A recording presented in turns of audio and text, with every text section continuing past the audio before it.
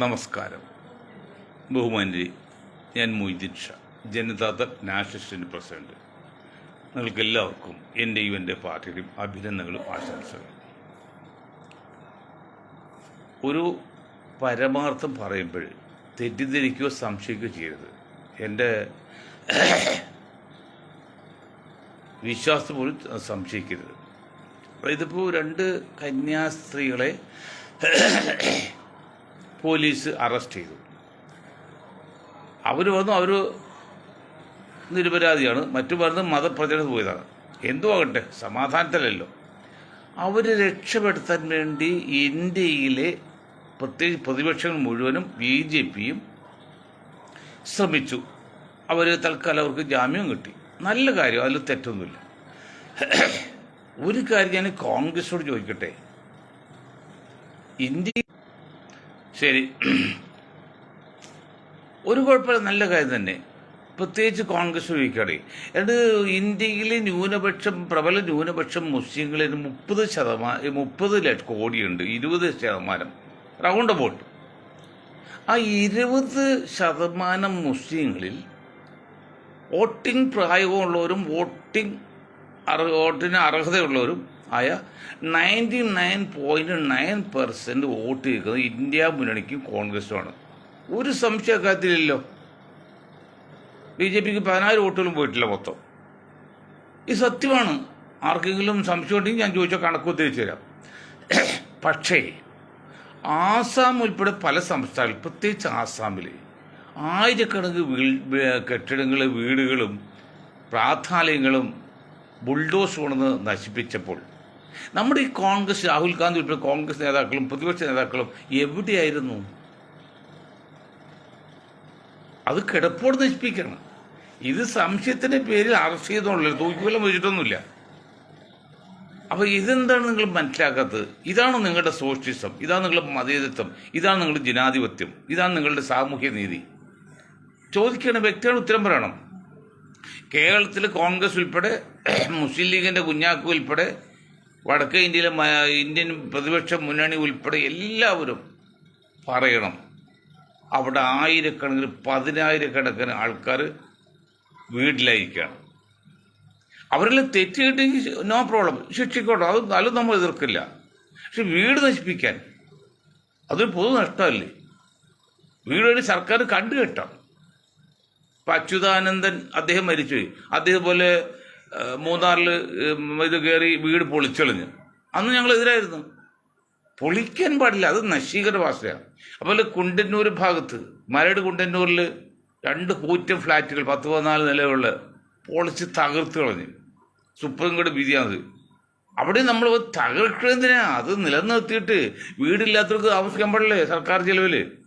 വേണമെങ്കിൽ basement complete അല്ലെങ്കിൽ ground floor complete ആ പില്ലർ നിർത്തി ബാക്കി ഭിത്തി എടുത്തു കഴിഞ്ഞാൽ ഈ വെള്ളം കയറിയാൽ വെള്ളം അതുപോലെ പോവുകയും ചെയ്യും. നശിപ്പിക്കണം, കോടിക്കണക്കിന് കളയണോ? എന്നിട്ട് സർക്കാർ ഖജനാവിൽ പണം കൊടുത്തേക്കണേ.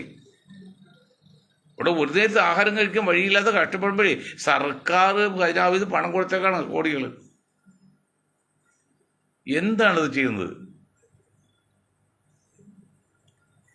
ഇവിടെ കേരളത്തിൽ കഴിഞ്ഞ ദിവസം സിനിമയെ സംബന്ധിച്ചൊരു ചർച്ച കാണുന്നല്ലോ. അതിൽ അടൂർ ഗോപാലകൃഷ്ണൻ അനുമോദിച്ചോ അല്ലെങ്കിൽ സപ്പോർട്ട് ചെയ്തുകൊണ്ട് നമ്മുടെ ശ്രീകുമാരൻ തമ്പി സാറൊക്കെ വർഗീയ ചാവിലേക്ക് പോയിട്ട് കുറേ നാളെയോ. പണ്ടങ്ങനെയൊന്നുമല്ല, ഇപ്പം സംഖ്യയായ അയാൾക്ക് ഇങ്ങനെ കാര്യം സാധിക്കുള്ളൂ. ഇനിയിപ്പോൾ അദ്ദേഹത്തിന് എന്തെങ്കിലും അവാർഡൊക്കെ കിട്ടണമെന്ന് ആഗ്രഹം, അപ്പോൾ സംഖ്യ മറ്റു പലരും സംഖ്യ.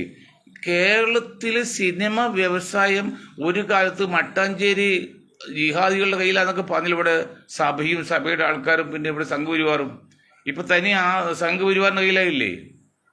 ഈ സുരേഷ് കുമാർ ആരാണ്? മേനകയുടെ ഭർത്താവ് സുരേഷ് കുമാർ ആരാ? പക്ക സംഖ്യയല്ലേ? അല്ല പറയാൻ പറ്റുമോ? പ്രേം നസീർ ട്രസ്റ്റിന്റെ ചെയർമാൻ അദ്ദേഹമാണ്. ഞാൻ സംഖ്യകൾക്ക് ആയിക്കൊടുന്നില്ല. സംഖ്യകളുടെ വികാരം അവർക്ക് എങ്ങനെ സാമൂഹ്യ നീതി ചെയ്യാൻ പറ്റും? ഇപ്പം നമുക്ക് വെള്ളപ്പള്ളി നടേശൻ പറഞ്ഞു, തമിഴ് കർണാടക, ഞാൻ മലപ്പുറത്ത് ചെന്നാൽ ശ്വാസം കിട്ടുന്നില്ല. നിലമ്പൂരൊക്കെ വായു കിട്ടുന്നില്ല ഹിന്ദുക്കൾക്ക്. ഏടോ മണ്ട ശിരോമണി പിള്ളായി കൂടൽമാണിക്കൽ ക്ഷേത്രത്തിലെ കുന്നംകുളം പിന്നെ ഇരിങ്ങാലക്കുട അവിടെ കഴുകായിട്ട് BSc സെലക്ഷൻ വേണ്ടി രണ്ടാമത് കിട്ടിയ ആൾക്ക് കൊടുക്കാതെ ഏറ്റവും താഴെ ആൾക്ക് ഇപ്പോൾ കൊടുത്തേക്കാണ്. രണ്ടാമത് ഈഴവനായി. ഒരിക്കൽ ഒന്നാം സ്ഥാനത്ത് ഈഴ മന്ത്രി കൊടുത്തില്ല, മാറ്റി നിർത്തി രണ്ടാമത് വന്നു. രണ്ടാമത് എവിടെ ഒരു വെള്ളാപ്പിളി വാ വിളിച്ചിരിക്കുന്നത്? ഈഴവനാണെന്ന് ഒറ്റ കാലത്തിൽ അതിന് സ്ഥാനം കിട്ടില്ല. താനും തൻ്റെയൊക്കെ കാർന്നവരെ കൂടി ജീവിച്ച കാലത്ത് ആ വൈക്കം ക്ഷേത്രമുണ്ട്, അതിൻ്റെ സൈഡിലെ റോഡ് വഴി തൻ്റെയൊക്കെ കൂട്ടുകാർ ഒരു ഈഴൊരു കാറ് വാങ്ങിച്ചു, അംബാസഡർ കാറൊക്കെ അപൂർവമാണ്. ആ കാറ് വാങ്ങിച്ചിട്ട് ആ അമ്പലത്തിൻ്റെ സൈഡിലെ റോഡ് ഓടിച്ചു വരാൻ പറ്റിയില്ല. അത് ഉടമ എന്ന് പറഞ്ഞാൽ ഈഴവൻ പാടത്ത് നടന്ന് 2-3 കിലോമീറ്റർ നടന്ന് ഇപ്പുറത്തെത്തി. എന്നിട്ട് ഇതൊരു നായരെ ഓടിച്ചു കൊടുന്ന് ഇപ്പുറത്തേക്ക് കടത്തിയത്. മറന്നുപോയ വെള്ളാപ്പള്ളി പണവും പ്രതാപവും വന്നപ്പോൾ പിന്നെ ഈഴവനും പിന്നോക്കൊന്നും വേണ്ട, ആ സവർണ്ണ തമ്പരാക്കന്മാരെ കൂടെ നിന്നാൽ മതി. അല്ല, സുരേഷ് ഗോപി പറഞ്ഞ പോലെ എനിക്ക് അടുത്ത ജന്മം എനിക്ക് നമ്പൂരിയായി ജനിക്കുന്നു, അല്ലെങ്കിൽ ബ്രാഹ്മണൻ ജനിക്കുന്നു. ഇതൊക്കെ വലിയ ഒരു സ്ത്രീ കൈ കൊടുത്തപ്പോൾ കൈ കഴിയാൻ കൈ പിടിച്ചാൽ ഉടനെ വെള്ളം കൂടെ കൈ കഴിയും. നിങ്ങൾ നിൽക്കണോ? ഒരു കാര്യം മനസ്സിലാക്കണം, ഇവിടെ പിന്നോക്കതിൽ ന്യൂനപക്ഷങ്ങളെ സവർണ്ണ വിഭാഗത്തെ കുറ്റപ്പെടുത്തല്ല, അതിൽ ഒരു വിഭാഗം വളരെ മോശമാണ്. ഒരു 1970 മുതൽ ഒരു 2000 വരെയുള്ള 30 വർഷക്കാലം കേരളത്തിൽ പോലും ശരിക്കും ഒരു ചെറിയ രീതിയിൽ സമുദായം ഒക്കെ യോജിച്ചിട്ടുണ്ടായത്. 2070 മുമ്പും അങ്ങനെയാണ്, ഇപ്പോഴത്തെ 2000 ശേഷം അങ്ങനെ. പഴയ സിസ്റ്റം വിവാഹം കഴിച്ചാൽ, ദളിതർക്ക് വിവാഹം കഴിച്ചാൽ നമ്പൂരി വീട്ടിൽ കൊണ്ട് നിർത്തണമെന്നേ. ആദ്യത്തെ ദിവസം നമ്പൂരി പിന്നെ ഉൾക്കാഞ്ചിട്ടേ കിട്ടുള്ളൂ. അതൊക്കെ ഒരു ആചാരമാണെന്ന്. ആചാരം തിരിക്കാൻ പറ്റുമോ? ആചാരം കൊത്തി കോടി പോലും ഇടാൻ പാടില്ലെന്നാണ് വിശ്വാസമുള്ള ആചാരം എന്നാണ്. എന്തൊരു വിശ്വാസം വെള്ളാപ്പള്ളിന്ന് മനസ്സിലാക്കാത്ത, ഈ സുരേന്ദ്രനെ മനസ്സിലാക്കാത്ത? ഈ പഴയ അവസ്ഥയിലേക്ക് പോവാണ് ഇന്ത്യ വളരെ വേഗം. കേരളം പെട്ടുപോയി. അത് ഇന്ത്യ മാത്രമല്ല, കേരളം പെട്ടിരിക്കുകയാണ്. ഞാൻ പറഞ്ഞു, എന്താണ് വടക്കേ ഇന്ത്യയിൽ നടക്കുന്ന സംഭവം?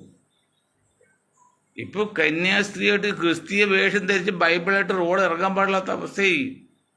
ഇപ്പം സഭാ നേതൃത്വം വീണ്ടും BJP ഓഫീസിലേക്ക് കേക്കായിട്ട് കയറിയിട്ടല്ലോ. എന്ത് ചെയ്ത്?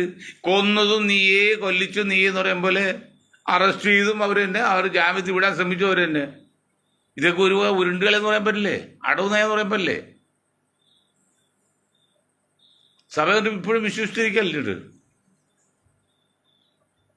കാരണം അവർക്കൊന്നത് ചെയ്യാൻ പറ്റില്ല. അത് രക്തത്തിൽ കലർന്നു. ആ സവർണ്ണ മേധാവിത്വ സവർണത്വം കലർന്നു പോയതാ. പിന്നോക്കെ അതിൽ ന്യൂനപക്ഷം അംഗീകരിക്കാൻ പറ്റില്ല. കാരണം ഇവിടുത്തെ കേരളത്തിലെ മുസ്ലിങ്ങൾ പോലും പുലേനെ 100% അംഗീകരിക്കാൻ പറ്റത്തില്ല.